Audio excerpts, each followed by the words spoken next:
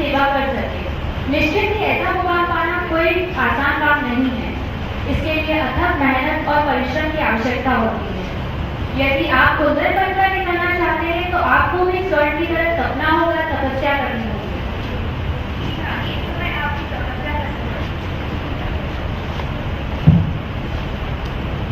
आज हम हमारे देश के भावी डॉक्टरों से बात करने के लिए यहाँ एकत्रित हुए हैं। एक डॉक्टर एक असाधारण व्यक्ति होता है। आपको पता होना चाहिए कि अगर आप एक डॉक्टर बनना चाहते हैं तो आपको एक ऐसे व्यक्तित्व का स्वामी बनना पड़ेगा जो हमेशा पॉजिटिव एटीट्यूड से भरा होता है। एक डॉक्टर के अंदर ये काबिलियत होती है कि वो एक हारी हुई और निराश जिंदगी को वापस जिंदा कर देता है। एक डॉक्टर में काबिलियत होती है किसी भी मुरझाए हुए चेहरे पर फिर से हंसी लौटाने का। यानी कि अगर आप डॉक्टर बनना चाहते हैं तो आपको अपने अंदर ये सब गुणों को पनपने देना होगा। आपके चेहरे पर हमेशा एक मुस्कान होनी चाहिए। आपके चेहरे और आपके दिल में एक पॉजिटिव एटीट्यूड हमेशा रहना चाहिए।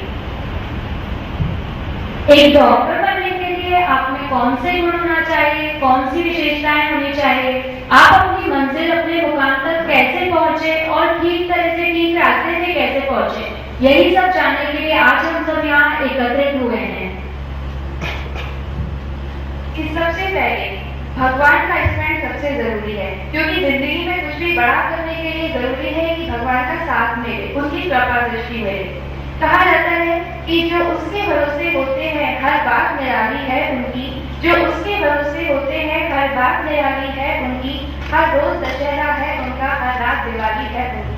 कहने का मतलब कि आपको भगवान पे संपूर्ण विश्वास रखना होगा, लेकिन साथ में भगवान भी उन्हीं की सहायता करते हैं जो अपनी सहायता खुद करते हैं। यानी कि आपको आपके लक्ष्य की ओर पूरी मेहनत से बढ़ना होगा, 100% एफर्ट से। माँ सरस्वती की कृपा दृष्टि पाने के साथ इस प्रोग्राम को हम आगे बढ़ाते हैं और माँ सरस्वती के समक्ष दीप प्रज्वलन और माल्य अर्पण करने के लिए मैं Sandeep sir, SP sir, HS sir और संचिता मैम को बुलाना चाहती हूँ।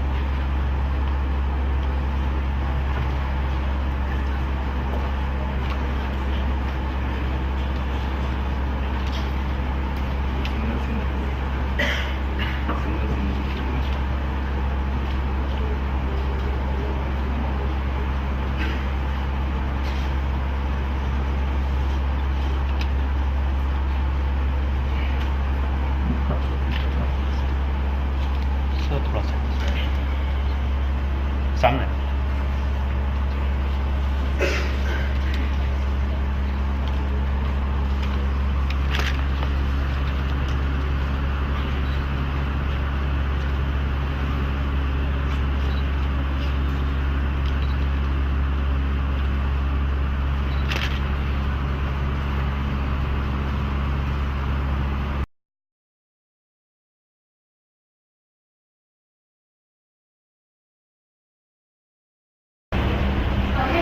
करूंगी डायरेक्टर सर से कि वे हमारे स्टूडेंट्स और हमारे भावी डॉक्टर्स को संबोधित करें।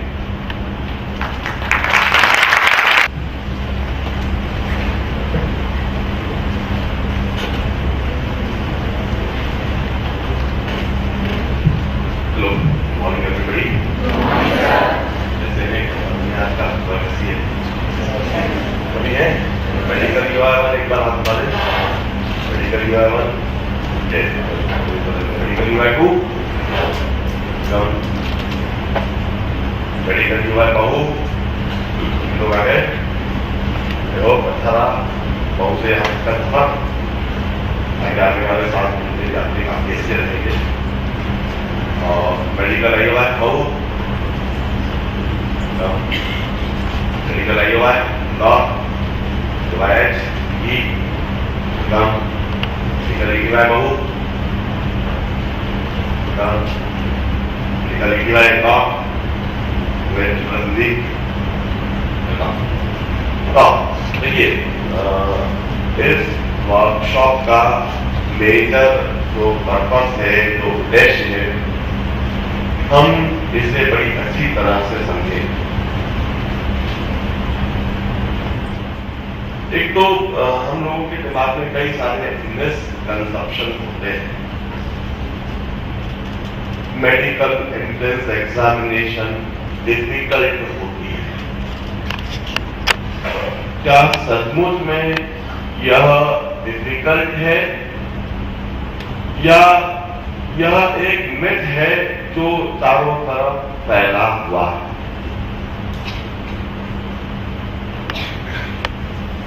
मेडिकल एस्पायरेंट्स के लिए नंबर ऑफ सीट्स काफी कम होती है, स्कोप काफी कम होता है, अपॉर्चुनिटीज ऑप्शंस काफी कम होते हैं।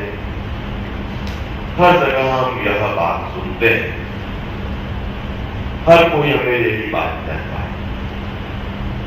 क्या यह सच्चाई है या सचमुच में यह भी एक ऐसी चीज जो व्यर्थ में फैला रखी है? एमबीबीएस के लिए लिमिटेड ऑप्शंस होते हैं, लिमिटेड स्कोप होते हैं। क्या सचमुच में यह सही बात है या यह भी एक व्यर्थ की चीज है जो मार्केट में फैली है? एक डॉक्टर को लाइफ लॉन्ग स्ट्रगल करना पड़ता है, उसकी लाइफ मिजरेबल होती है, कई लोग कहते हैं। क्या वाकई में यह सच्चाई है? सचमुच में यह कुछ बातें हैं जो आज हम सुनना चाहेंगे, समझना चाहेंगे। जो गलत बातें फैली हुई हैं, हम उन्हें एलिमिनेट करना चाहेंगे, हम उन्हें दिमाग से बाहर करना चाहेंगे। न केवल यह, जब हम एआईपीएमटी की तैयारी करते हैं, पीएमटी की तैयारी करते हैं, तो किस तरह की गलतियां एक कॉमन, एक जनरल स्टूडेंट्स करते हैं। हमने यह बात देखी हुई है कि एक बहुत ईमानदार स्टूडेंट जो सचमुच अपने कैरियर के लिए, अपने पढ़ाई के लिए पूरी तरह से ईमानदार है, उसके डिवोशन, डेडिकेशन में कोई कमी नहीं है, जिसने सचमुच में पूरी मेहनत करी है, मगर वह कैंडिडेट भी कई बार हम देखते हैं रिजेक्ट हो जाता है। ऐसा कैंडिडेट आखिर क्यों रिजेक्ट हो जाता है? क्या किस जगह पर वह कमी छोड़ देता है? हम इस बात को आज जानने की कोशिश करेंगे और उस कमी को जानकर हम उन्हें होने ही नहीं देंगे। हमारे द्वारा वह गलती नहीं। हमारे पास में आज 6 से 7 महीने बचे हुए हैं। सितंबर ओवर हो चुका है, अक्टूबर से लेकर मार्च तक 6 महीने हमारे पास पूरे हैं। इसके बाद अलग अलग एग्जाम्स अलग अलग समय पर अप्रैल से लेकर अप्रैल मई जून तक होती रहती है। तो इन आने वाले 6 से 8 महीने जो हमारे पास तैयारी के लिए हैं, हम इन्हें परफेक्ट तरीके से प्रोग्राम कर सकें। हमारी मेहनत कहीं गलत वाली साबित न हो जाए। It should be with proper approach, with proper orientation। और वह सही अप्रोच क्या है, सही ओरिएंटेशन क्या है, हम सचमुच में इन बातों को यहीं पर जान लेना चाहते हैं। मेडिकल एग्जामिनेशंस में हवा बना हुआ होता है फिजिक्स का, केमिस्ट्री का, फिजिकल केमिस्ट्री का, न्यूमेरिकल प्रॉब्लम्स का। हमारे दिमाग में एक हवा बना हुआ है कि हमने मैथमेटिक्स को 10th से छोड़ रखी है, 11th और 12th मैथमेटिक्स से कोई टच नहीं है। जहां मैथमेटिक्स आ जाती है हमारे हाथ पांव फूलने लगते हैं। क्या सचमुच में इसे इस तरह से हमारे दिमाग में हवा के रूप में बनाए रखने की आवश्यकता है, या इनका कोई निराकरण है, या इनका कोई हल है? हम सचमुच में यह बात इस वर्कशॉप में जानना चाहेंगे।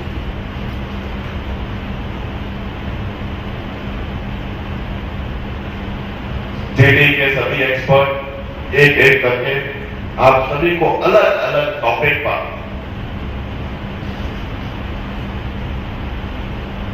कई बातें बताएंगे, कई बातें समझाएंगे। इन सभी बातों को आप ध्यान से सुनिए। जहां जहां नोट करने की आवश्यकता हो उसे नोट भी कीजिए। आप सभी के पास में गुरु मंत्र मैगजीन दी गई है। उस मैगजीन में आज के पूरे वर्कशॉप का मजमून, उसका सारांश, उसकी समरी दे दी गई है। इस मैगजीन का पर्पस यह है, हम कई बार सुनते हैं, भूल जाते हैं। क्या हमें बताया गया वह आज बताया गया है, 7 दिन तक, 15 दिन तक याद है, महीने भर तक हम उसे अप्लाई करते हैं, लेकिन महीने भर के बाद धीरे धीरे यह बातें हम भूलने लगते हैं। और इसी चीज को ओवरकम करने के लिए आपको प्री प्रिपेयर्ड नोट्स एक तरीके से दे दिए गए हैं। पूरे वर्कशॉप के जो नोट्स हैं वो पूरे बने हुए आपको मिल गए हैं, और इसे आप समय समय पर हर महीने में एक बार पेजेस टर्न करके देखते रहें और रिकॉल करते रहें कि आपको इस वर्कशॉप में क्या बताया जा रहा है।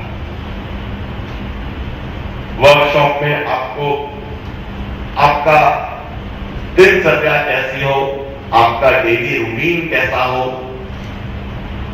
इस प्रिपरेशन के दौरान आप क्या करें, क्या न करें, किन चीजों को अवॉइड करें और किन चीजों का डेली रूटीन बेसिस पर रेगुलरली करें, यह बात काफी अच्छी तरह से समझाने की कोशिश की गई।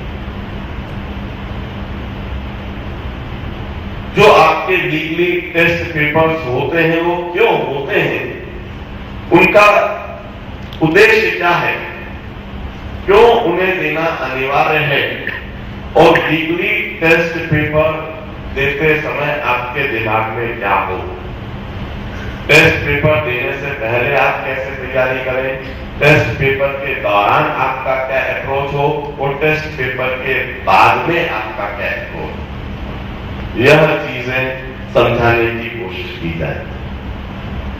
साथ में अलग अलग एग्जामिनेशन का पैटर्न, किस तरह से AIPMT और PMT अलग है, किस तरह से एम्स और AFMC जैसी top class examination, top institutes में पहुंचने का क्या रास्ता है, जहां पर पूरे हिंदुस्तान के सिर्फ टॉप 100 और टॉप 150 स्टूडेंट ही पहुंच पाते हैं। तो किस तरह से हम अपने आप को उन टॉप 100 या टॉप 150 में बना सकते हैं, रख सकते हैं, क्या हम अपने आप में चेंजेस लाएं, ऑल्टरेशन लाएं, इन सब बातों को आप बड़े ध्यान से समझने की कोशिश कीजिए। I wish you all the best. आप आने वाले 6 घंटे 7 घंटे बड़े ध्यान से सुनिए। हो सकता है इस दौरान आपको थोड़ी थकान महसूस हो, लेकिन अभी यदि थकान महसूस करने लगे तो 7 महीने क्या होगा। अपने आप को लाइवली बनाए रखें, पूरा ध्यान जो आपको बताया जा रहा है उस पर। I wish you all.